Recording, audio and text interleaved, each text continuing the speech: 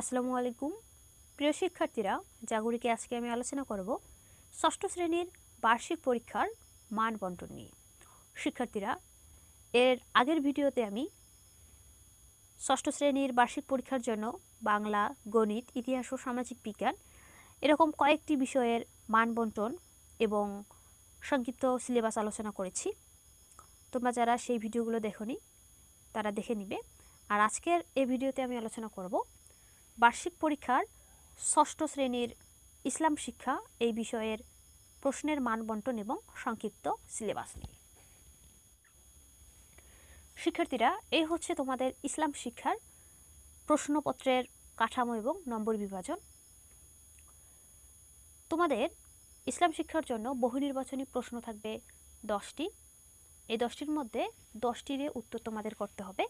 তোমরা প্রতিটি বহু নির্বাচনীর জন্য 1 নম্বর করে পাবে, অর্থাৎ তোমাদের 10টি প্রশ্নের উত্তর দিতে হবে। বহু নির্বাচনী প্রশ্নের উত্তর 10টি দিতে হবে, এর জন্য তোমরা 10 নম্বর পাবে। সংক্ষিপ্ত প্রশ্ন উত্তর 10টি সংক্ষিপ্ত প্রশ্ন থাকবে, সেই 10টির উত্তর করতে হবে, এর জন্য পাবে তোমরা 10 নম্বর। শূন্যস্থান পূরণ 12টি থাকবে, 12টির মধ্যে 5টি শূন্যস্থান পূরণ করতে হবে, এজন্য পাবে 5 নম্বর। সত্য মিথ্যা নির্ণয় 12টি থাকবে, 12টির মধ্যে 5টি দিতে হবে, এজন্য তোমরা পাবে 5 নম্বর। এরপর কাঠামোবদ্ধ বা রচনামূলক প্রশ্ন, যেটাকে আমরা বড় প্রশ্ন বলি, বড় প্রশ্ন থাকবে 10টি, 10টির মধ্যে তোমাদের উত্তর করতে হবে 4টি। এই 4টির জন্য তোমাদের নম্বর থাকবে 40, অর্থাৎ প্রতিটি রচনামূলক প্রশ্ন বা প্রতিটি বড় প্রশ্নের জন্য 10 নম্বর করে থাকবে।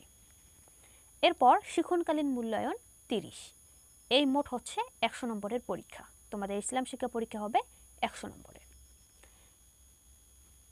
এখান থেকে যে সিলেবাসটি আমি দেব সেটি হচ্ছে তোমরা তোমাদের ইসলাম শিক্ষার 5ম অধ্যায় জীবনাদর্শ এবং 6ষ্ঠ অধ্যায় সহাবস্থান, বার্ষিক পরীক্ষার জন্য এই 5ম এবং 6ষ্ঠ অধ্যায় দেখে যাবে। এখান থেকেই প্রশ্ন হবে ইনশাআল্লাহ।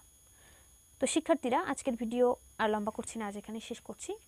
পরবর্তী ভিডিওতে আমি অন্য কোনো বিষয়ে এরকম প্রশ্নপত্রের কাঠামো, নম্বর বিভাজন এবং সংক্ষিপ্ত সিলেবাস নিয়ে আলোচনা করব।